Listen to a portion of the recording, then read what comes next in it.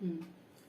Hello friends, welcome to my YouTube channel English with Anjan, and first of all I would like to say thanks to all of you for your support and love to my previous video, and in today's video also we are going to continue with the same concept and that is simple tense.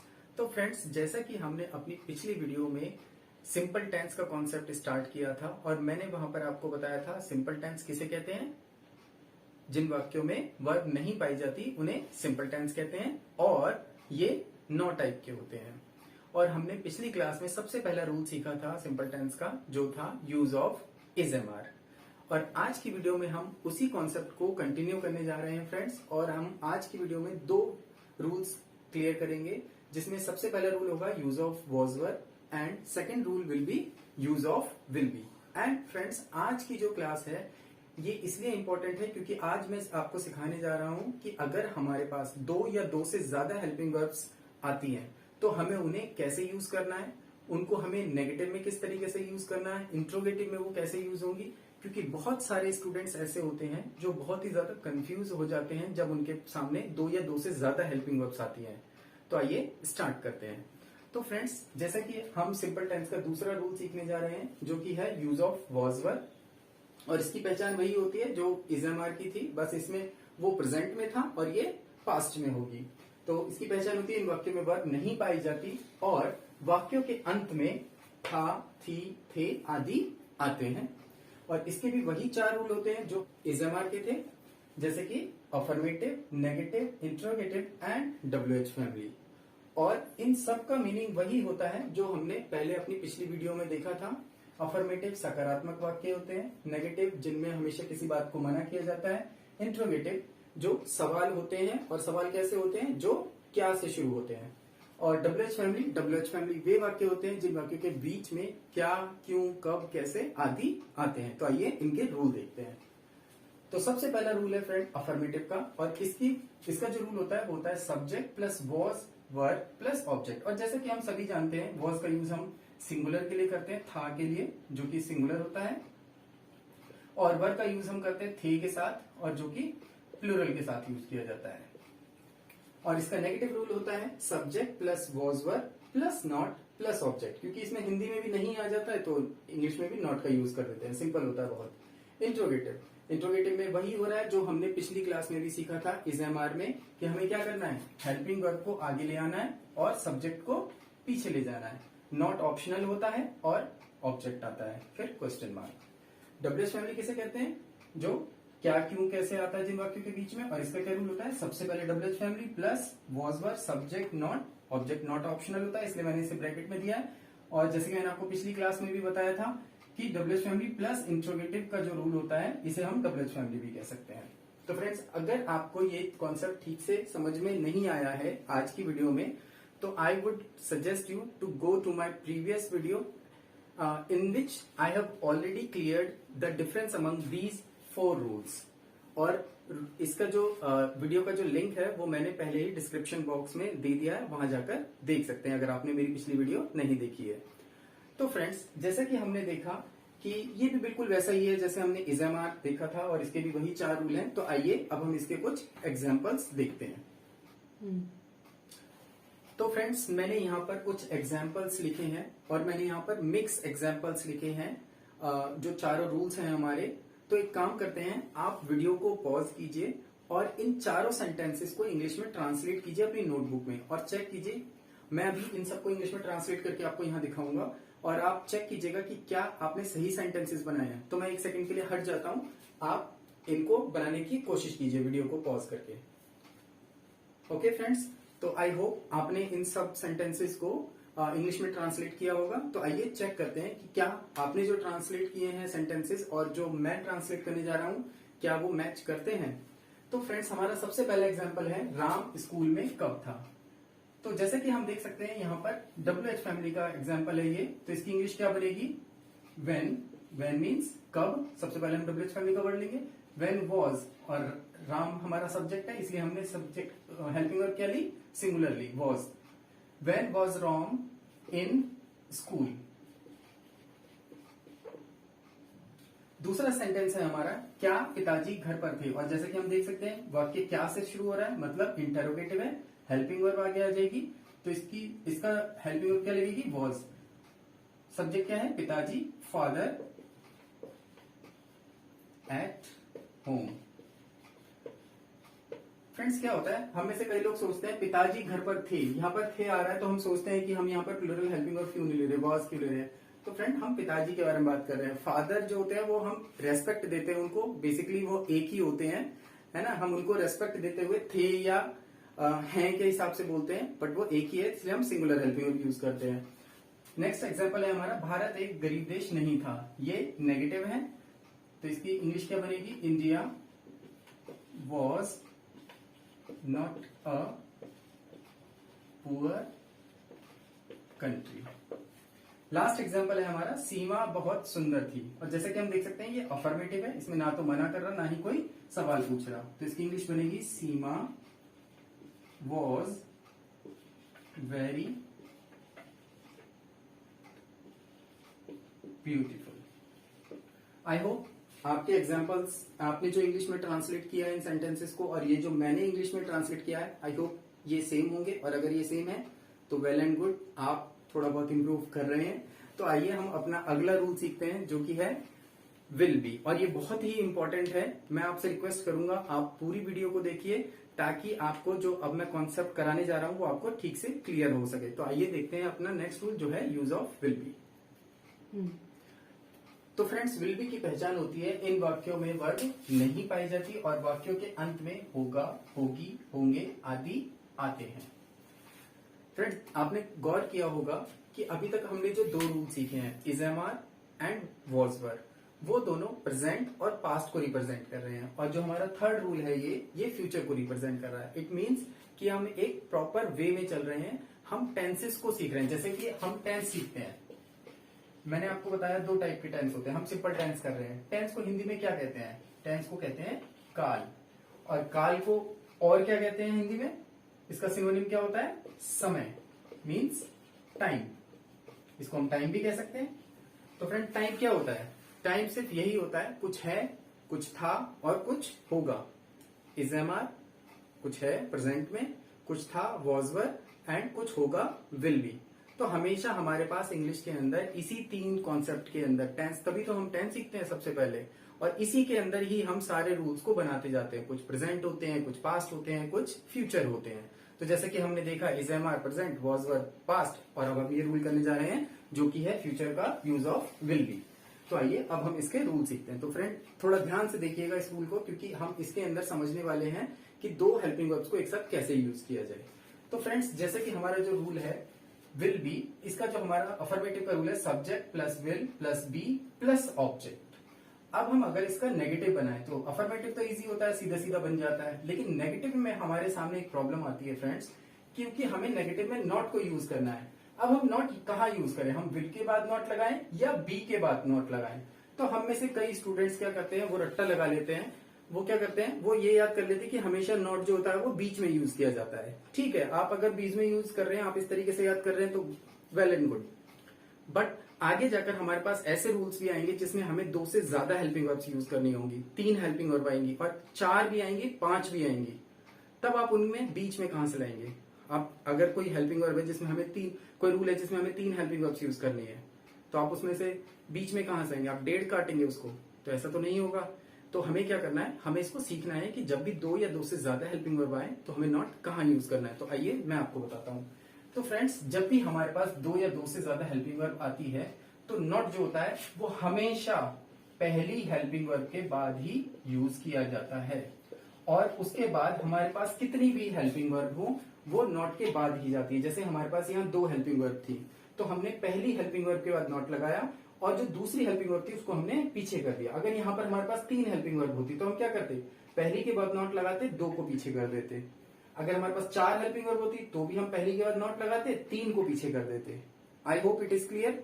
तो friends आपको हमेशा याद रखना है जब भी दो या दो से ज्यादा हेल्पिंग वर्ब आती हैं तो नॉट जो होता है हमेशा पहली हेल्पिंग वर्ब के बाद आता है। चाहे 10 हेल्पिंग वर्ब आ जाए, आपको नॉट पहली हेल्पिंग वर्ब के बाद ही लगाना है, 9 को पीछे कर देना है। I hope it is clear. तो आइए इसका हम इंटरोगेटिव का रूल समझते हैं। तो फ्रेंड्स, जैसा कि अभी हमने पिछले रूल्स में सीखा, इज एम आर और पॉजिटिव में हमने सीखा कि क्या होता था, इंट्रोगेटिव के अंदर हेल्पिंग वर्ब आगे आ जाती थी और सब्जेक्ट पीछे चला जाता था। अब इस रूल में क्या है, हमारे पास दो हेल्पिंग वर्ब है, विल और बी। तो क्या मैं दोनों को आगे ले आऊं? और अगर मैं दोनों को आगे लाऊंगा तो मुझे नॉट को भी आगे लाना पड़ जाएगा।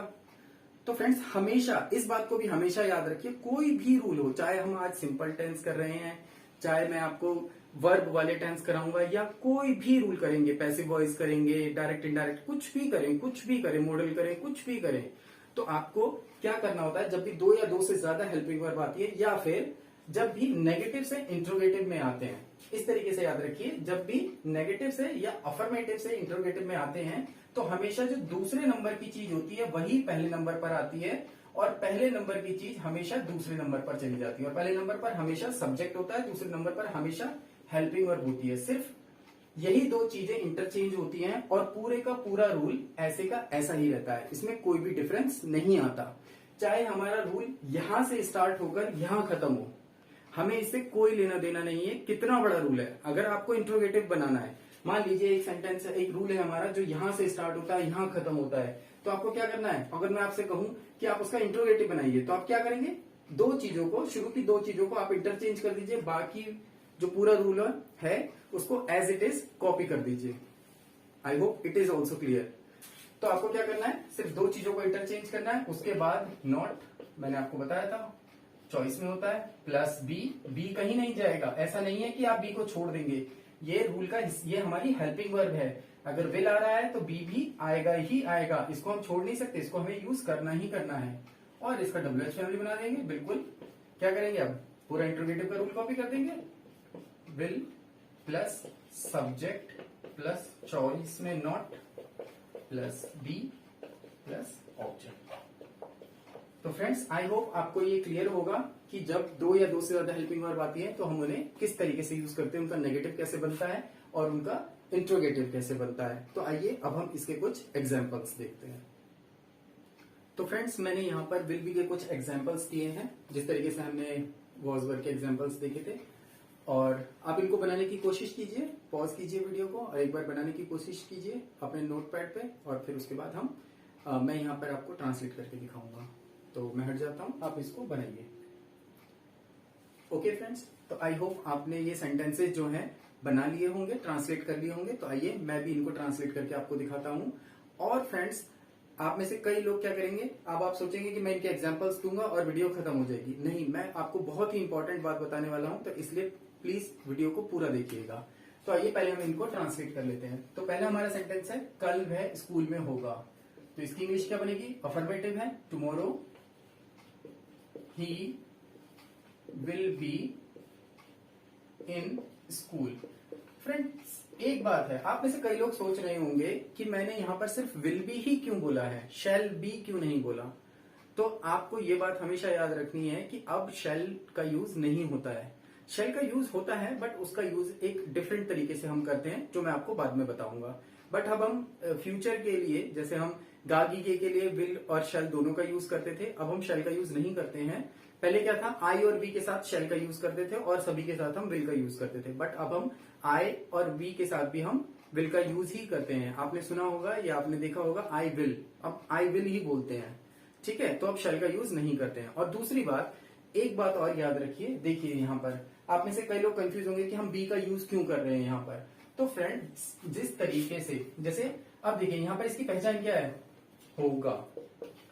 तो यहाँ पर आप देखेंगे तो दो वर्ड्स हैं, होगा। अगर मैं इन दोनों को तोड़ दूं